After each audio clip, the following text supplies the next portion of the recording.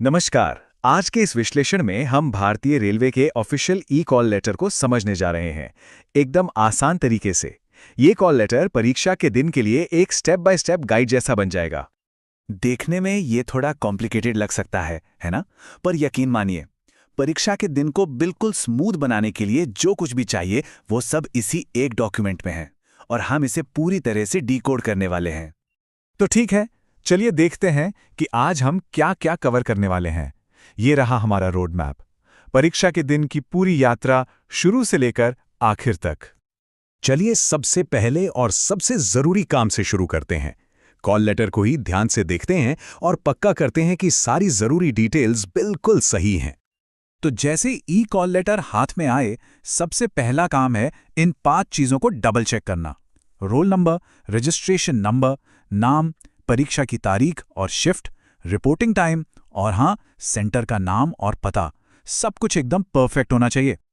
और ये देखिए, एक बहुत ही काम की चीज, कॉल लेटर में ही एक गूगल मैप का लिंक दिया होता है।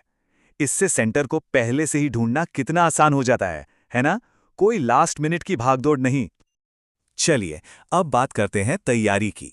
मतलब एग्जाम से ठीक एक दिन पहले क्या क्या कर लेना चाहिए ताकि सब कुछ सेट रहे। ये 4 स्टेप्स बहुत जरूरी हैं। एग्जाम से एक दिन पहले इन्हें फॉलो कर लिया तो समझिए आखिरी मिनट का ज्यादातर स्ट्रेस खत्म। सेंटर का पता लगाना, डॉक्यूमेंट्स तैयार रखना, आधार का स्टेटस चेक करना और सबसे जरूरी अच्छी नींद लेना। तो डॉक्यूमेंट किट में क्या क्या होना चाहिए, ध्यान से सुनिए। प्रिंटेड ई कॉल लेटर, एक कलर पासपोर्ट साइज फोटो और दो ओरिजिनल फोटो आईडी, फोटोकॉपी नहीं चलेगी। और एक बात और, उन 2 आईडी में से एक तो वही होनी चाहिए जो एप्लीकेशन फॉर्म में मेंशन की थी। अब ये एक बहुत ही जरूरी टेक्निकल पॉइंट है, आधार अनलॉक।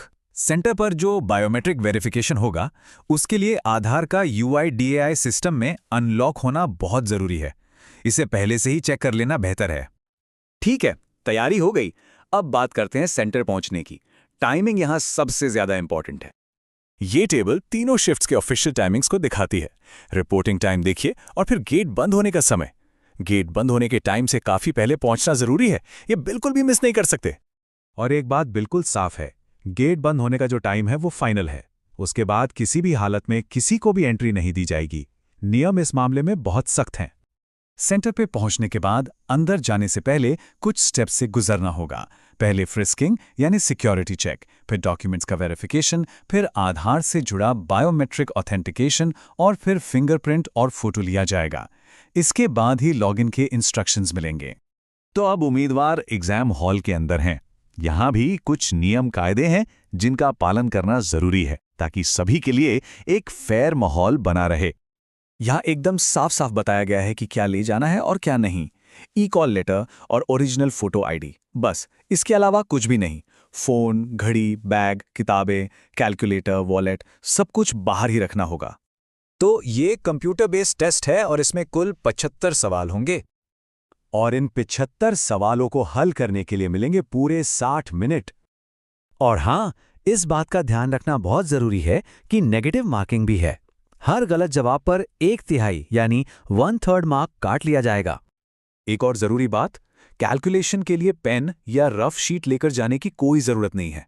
वो सब एग्जाम सेंटर पर ही दिया जाएगा। चलिए, अब आखिर में उन प्रोसीजर्स की बात करते हैं जो एग्जाम खत्म होने के दौरान और उसके ठीक बाद फॉलो करने होते हैं।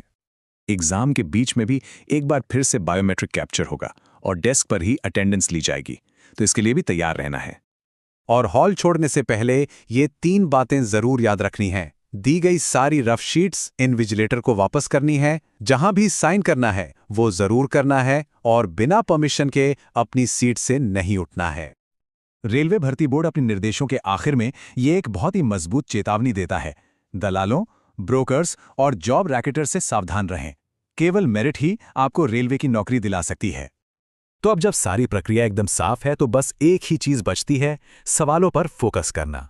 सभी को बहुत बहुत शुभकामनाएं।